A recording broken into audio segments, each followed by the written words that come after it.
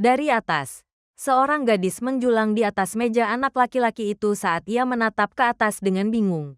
Diam-diam terjepit di bawah gadis yang baru saja ia gambar.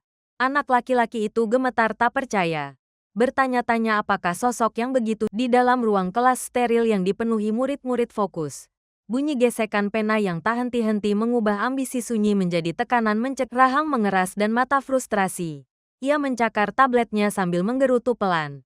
Sementara semua orang di sekeliling tangannya yang gemetar menyelesaikan satu karakter lagi yang datar dan tak bernyawa di layar. Dan ia menatapnya dengan jijik. Menyebut karyanya sendiri pun mendengar pujian atas bakat level dewa milik Kamiyama. Ia membeku. Mata terbelalak saat rasa iri menyengat lebih tak dikelilingi teman sekelas yang terkesan. Si jenius berambut perak menepis kekaguman mereka sebagai coretan biasa. Sementara anak itu mengamati wajahnya memelintir oleh kejengkelan saat pujian lain memahkotai Kamiyama sebagai jenius. Tiap kata menggerus harga dirinya dan memperlebar jurang. Buku-buku jarinya memutih mencengkeram pena. Ia mencoret dengan ganas sambil menolak label seniman hebat itu dalam pikirannya dan tersenyum dengan tekad yang tegang. Ia bersumpah melalui gigi terkatup untuk melampaui semua yang disebut jenius dan merebut pujian yang selalu jat saat karakter kasarnya tersenyum balik kepadanya. Ia tiba-tiba meledak. Berteriak begitu keras, melangkah pulang di cahaya senja yang memudar. Ia menyeret kakinya menyusuri jalan kosong. Terkuras oleh satu hari menatap kosong ke depan. Ia mengakui kehilangan keinginan untuk menggambar. Kata-kata itu menggantung lebih berat dari kenangan dirinya yang lebih muda. Dengan riang mencoret-coret monster. Mengejeknya saat narasi mengingatkan cinta seumur hidup, heroin Chibi lamanya menatap balik dalam garis-garis canggung. Sementara keterangan menohok dalam-dalam. Menegaskan ia membelakangi dunia. Ia berjalan terseok di sepanjang pagar pembatas dan bergumam bahwa mungkin menyerah akan lebih terlihat kecil di bawah jalan layang yang menjulang. Ia menatap rel kereta dan sejenak membayangkan betapa cepat detak jantungnya menggelegar di dada saat rasa takut akhirnya menembus kebas di wajahnya dan menghancurkan, mencengkeram pagar dan gemetar. Ia memuntahkan bahwa ia terlalu takut untuk menghilang dan mempertanyakan apa. Seorang pria tua menyenggol lewat sambil meminta maaf asal-asalan. Dan mata anak itu membelalak saat terombang-ambing saat dunia berputar. Ia berteriak ketika jembatan di atasnya duduk tegak dan tak terluka. Ia menatap tangannya dengan tak percaya dan berbisik pada diri sendiri. Bertanya-tanya apakah ia sekilas melihat waktu yang sudah larut di ponselnya membuatnya menjerit bahwa ibunya akan murka. Berlari kecil menuruni jalan layang. Ia bertanya-tanya mengapa ia melamun dan tiba-tiba teringat bahwa ia dari balik pintu kamar yang tertutup. Ia berteriak bahwa makan malam bisa menunggu di layar yang menyala. Para heroin mencolok menggoda penonton dengan pose berlebihan. Membanjiri kamarnya dengan energi main-main dan membungkuk di meja. Ia menggambar ulang garis-garis mereka sambil melontarkan komentar betapa beraninya acaranya. Penanya bergetar di atas kertas saat ia mengakui ingin menggambar gadis-gadis imut dan percaya diri seperti itu juga. Pipinya siluet seorang gadis aneh meledak dengan cahaya menyilaukan.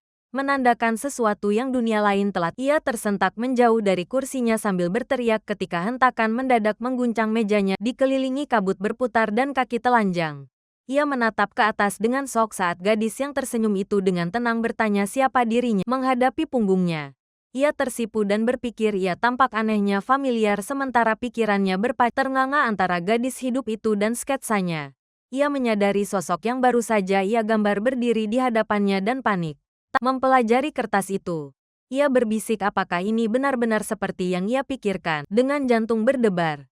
Ia menyeringai dan bertanya-tanya apakah kekuatan tersembunyi akhirnya terbangun. Lalu dengan malu melirik desain rincin gadis yang diam itu. Ia dengan gugup memutuskan untuk menguji apakah jarinya menyentuh lengannya.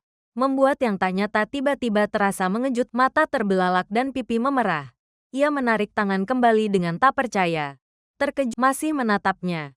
Ia bergumam bahwa sensasi luar biasa ini hanya bisa berarti satu hal. Dilanda kegembiraan.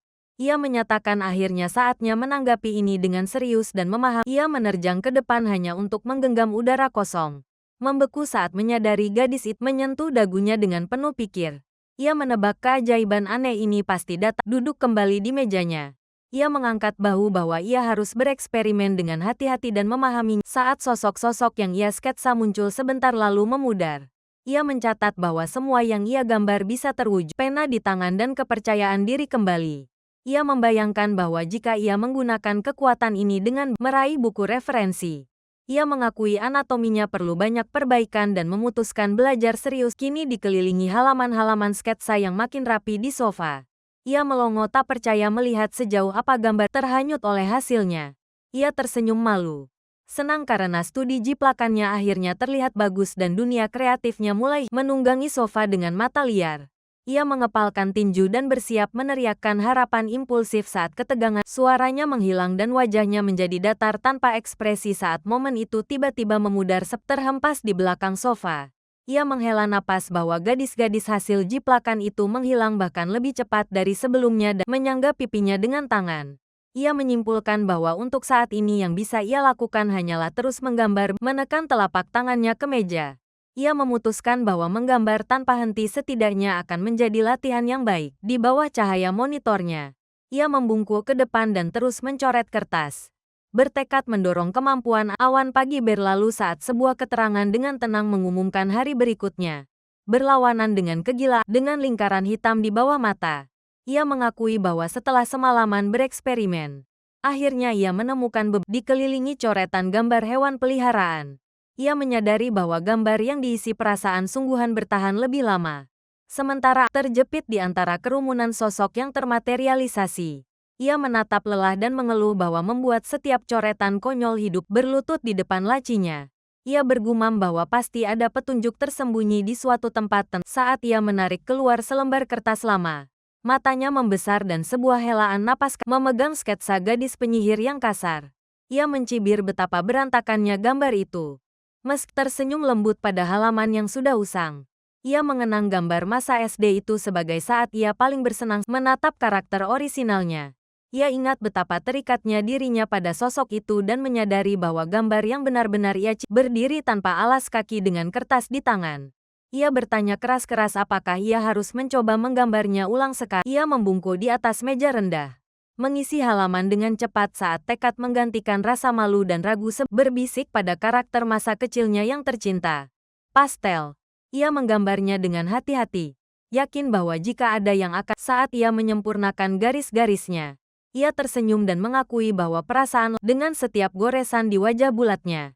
Ia menyadari bahwa dialah yang pertama membuatnya alis berkerut. Ia fokus pada pose berdiri sederhana, mengingatkan diri bahwa anatomi yang solid lebih penting daripada pensilnya meluncur mengikuti pakaian dan posturnya. Setiap garis hati-hati dipenuhi harapan. Ia menelusuri rambut dan pita kepalanya dengan sapuan stabil, mencurahkan seluruh konsentrasi untuk membawanya kembali. Saat cahaya meledak dari kertas dan wujudnya muncul di sampingnya, ia mengangkat pena dan dengan bangga menyatakan gambar itu selesai. Gelombang energi tiba-tiba meletup dari meja, membuatnya tersentak mundur kaget saat ruangan seuap dan gerakan memenuhi pandangannya ketika sesuatu yang solid menabraknya, membuatnya benar mencengkeram dadanya. Ia meringis tentang gaya menggambarnya yang terlalu intens dan bercanda bahwa ia masih belum berubah. Jarinya menyentuh permukaan meja yang usang saat ia berkata lembut bahwa itu membangkitkan kenangan. Sementara ia berjuang dengan kaki disilangkan. Ia meminta maaf karena lupa memperkenalkan diri dan dengan sopan berkata tersenyum dengan mata terpejam. Ia dengan belak-belakan menjawab tidak. Mematahkan asumsi tak terucapnya, duduk percaya diri di atas mejanya. Ia menyapanya sebagai Kagehiko sama dan dengan main-main menyatakan dirinya pastel. Mengklaim ikatan khusus, ia menegang di kursinya. Pikiran berputar dan pipi menghangat saat ia berjuang memproses pertemuan mustahil yang duduk. Keringat mengembun di pelipisnya. Ia tergagap bahwa ia benar-benar berbicara dan berdiri di sana. Sebelum menyadari